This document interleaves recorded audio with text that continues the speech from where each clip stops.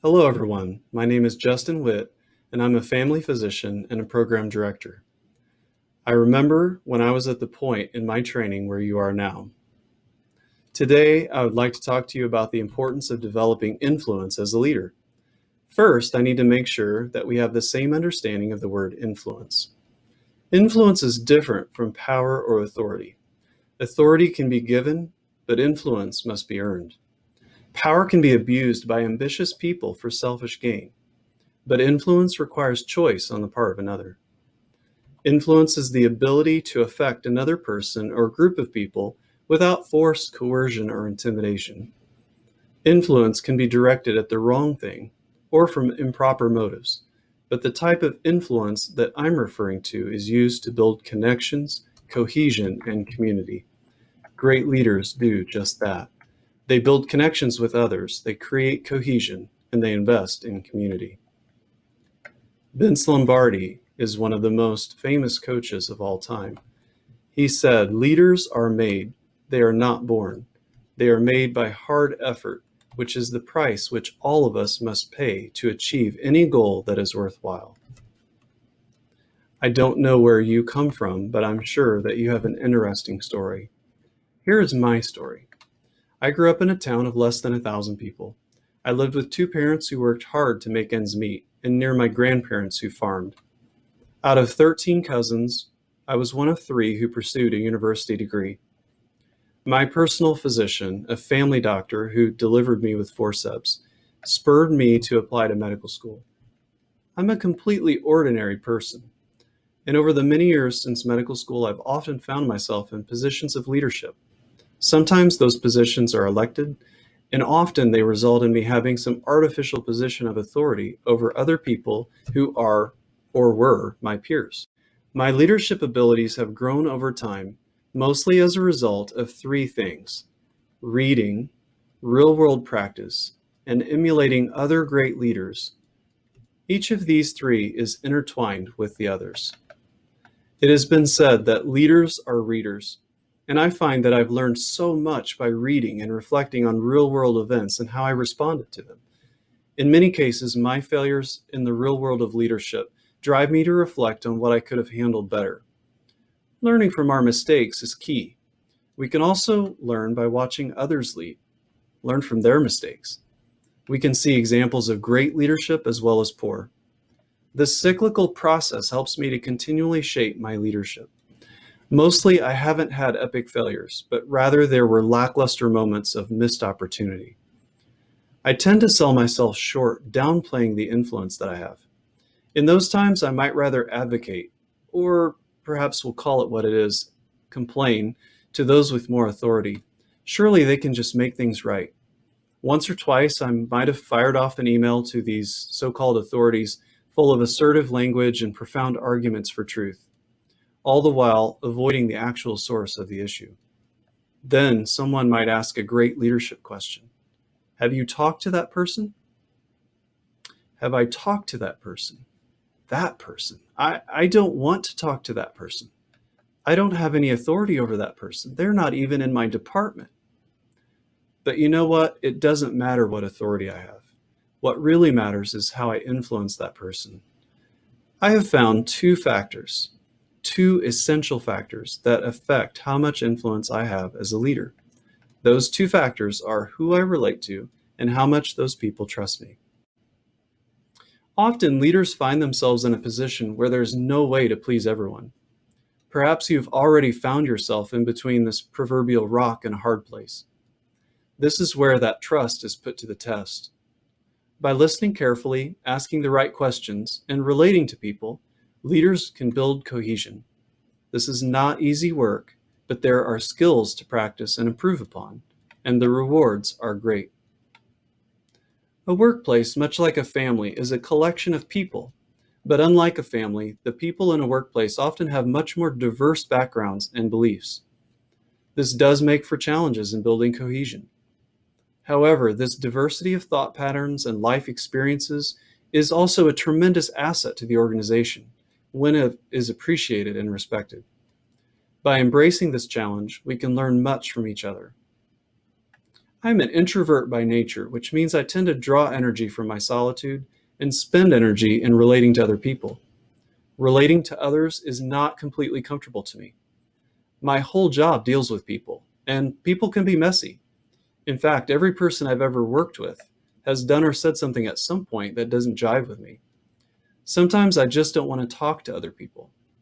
What helps me most in building relationships are maintaining grace, humility, and curiosity. Curiosity about others' stories, about their beliefs and their journey. Grace because, well, people are messy. And humility to stay grounded that together we are stronger. And to remember how many times I've failed and had to get back up. In fact, it is because of the community of the workplace that I've been able to get back up. This is the importance of that community and the great paradox of what I'm teaching. Building connections, creating cohesion, investing in community, these take a lot of hard work. And in doing these things, I derive the motivation to propel myself forward, even during the hardest times. I can trust that community to support me when I need it the most. One of my hardest days as a leader came about 3 years into my role of program director. I probably don't have to sell you very hard that recruitment is very important to program directors. After scores of interviews in 3 months, we completed a masterpiece of a rank list. Then we had a month of waiting.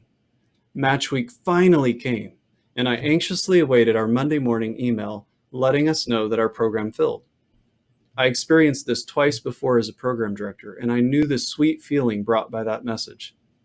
It was like total vindication for the countless hours spent reading applications, meeting new faces, some of whom I might never see again.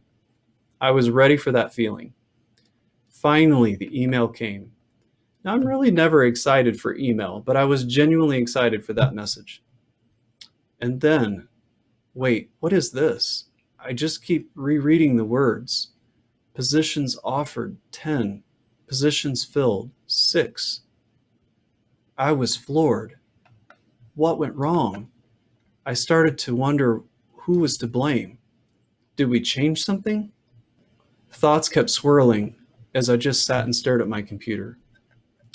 I felt a sick feeling in my stomach as I thought about what I might say to my fellow directors and to my residents. It took me about 30 minutes to get over the shock of that moment. But what I did next made all the difference in the outcome of that week. I started writing. I wrote out a strategy. I created a map for what the next step needed to be, and the step after that. I thought about how to express the complex emotions that I felt. My strategy centered around the fact that great athletes sometimes lose, dancers stumble and sometimes fall, and great culinary creations don't always turn out. I said to my team, we worked hard together, and I'm proud of all of you. I am so sorry to tell you that we did not fill. Teddy Roosevelt once said, "It is not the critic who counts, not the man who points out how the strong man stumbles, or where the doer of deeds could have done them better. The credit belongs to the man who is actually in the arena, whose face is marred by dust and sweat and blood, who strives valiantly, who errs, who comes short again and again, because there is no effort without error and shortcoming." I was that man in the arena. The response from my team was shock, and I knew exactly what they were feeling. But then a wonderful turn happened as I told them what we needed to do. This is the path forward. Follow me. We are not defeated.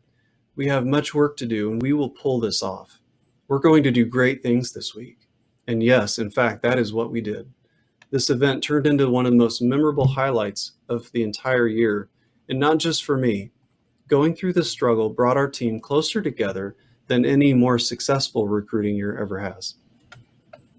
As a leader, you can use your influence to build connections, create a richer community, and advance the causes that you care about. As a new leader, you may feel as though you have authority but little to no influence.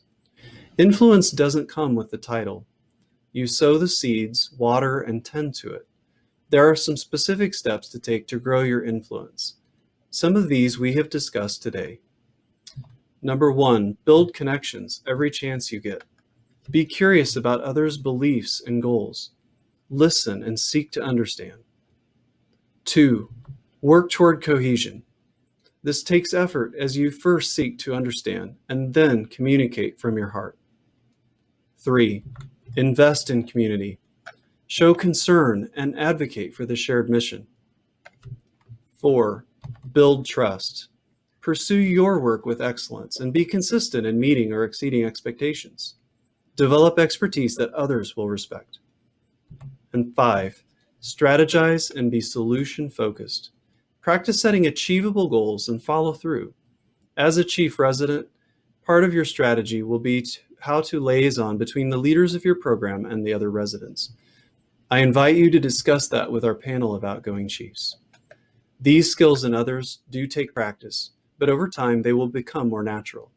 Sometimes you will fail, but failure is temporary, and in a supportive community, you will never fail alone. Thank you for your attention, and I hope that you enjoy the rest of our conference.